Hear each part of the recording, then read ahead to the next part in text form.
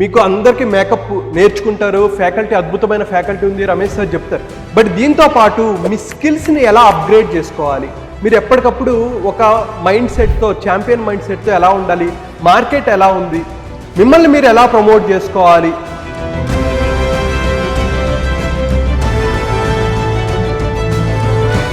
అద్భుతంగా చెప్పే సార్ ఉన్నారు కాబట్టి sir thank you so much sir.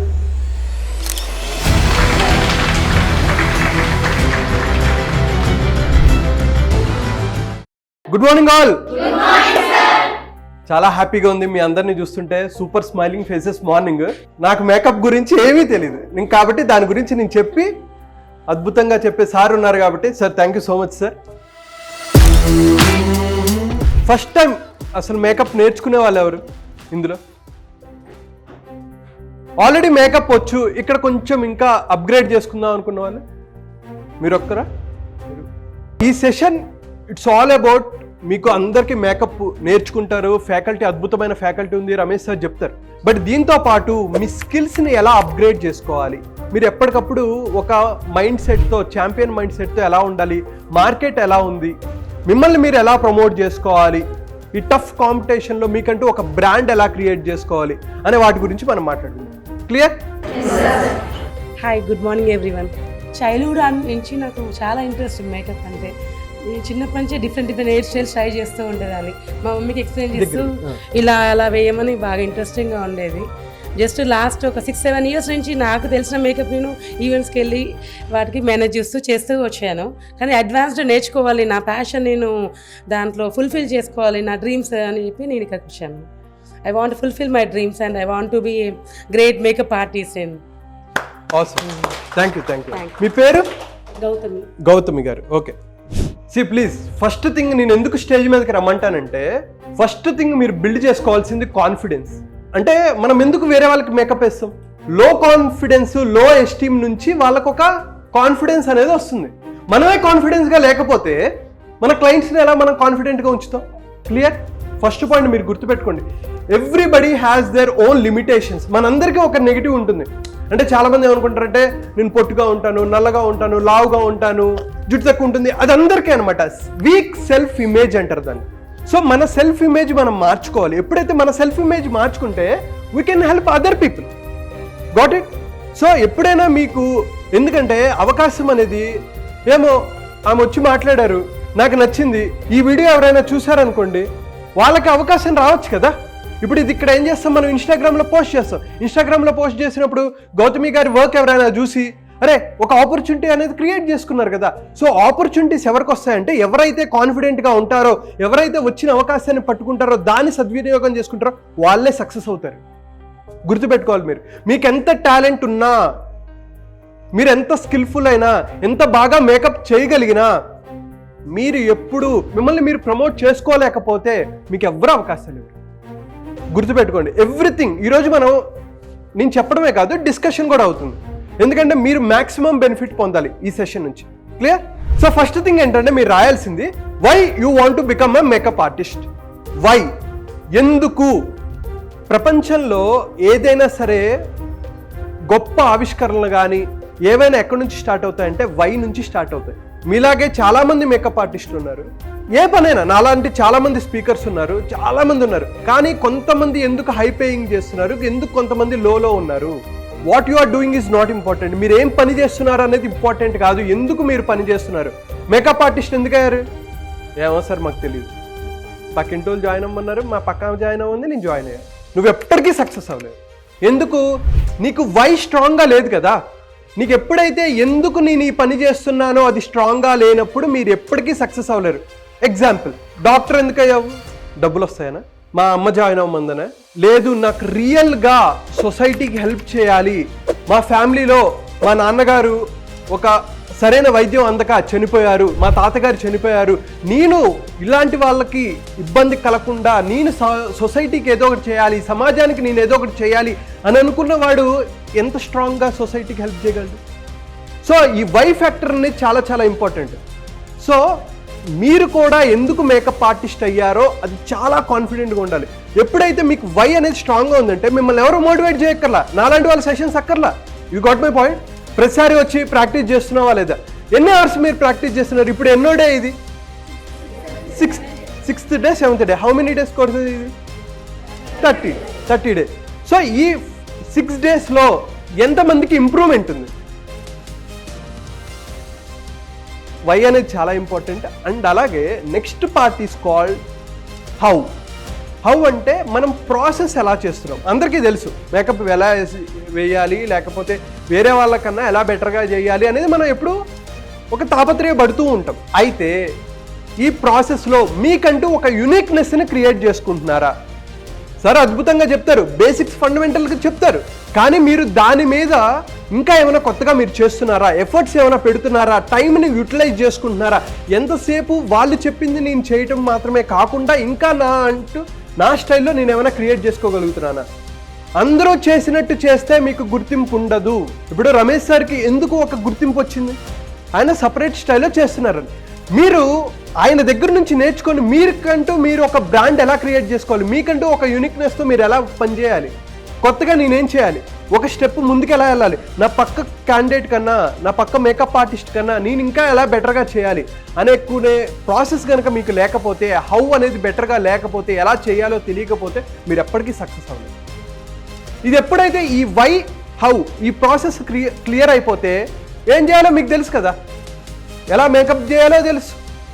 కాబట్టి ఈరోజు మీరు ఇంటికి వెళ్ళినప్పుడు రాసుకోండి, ఎందుకు నేను జాయిన్ అయ్యాను.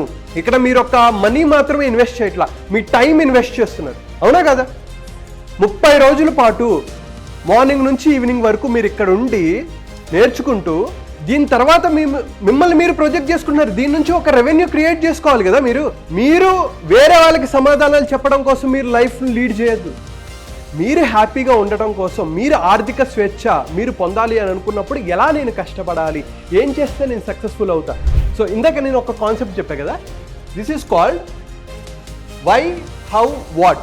చాలామంది ఏం చేస్తారంటే, ఏం చేయాలి, నేను మేకప్ వేయాలి, ఓకే, ఎలా వేయాలో తెలుసు, ఈ 2 లెవెల్లో ఆగిపోతూ ఉంటారు. నీకేం చేయాలో తెలుసు, ఎలా చేయాలో తెలుసు, కానీ ఎందుకు చేయాలి. ఎప్పుడైనా సక్సెస్ ఎప్పుడు వస్తుందో తెలుసా? అవుట్ సైడ్ ఇన్లో రాదు, ఇన్సైడ్ అవుట్లో నుంచి వస్తుంది.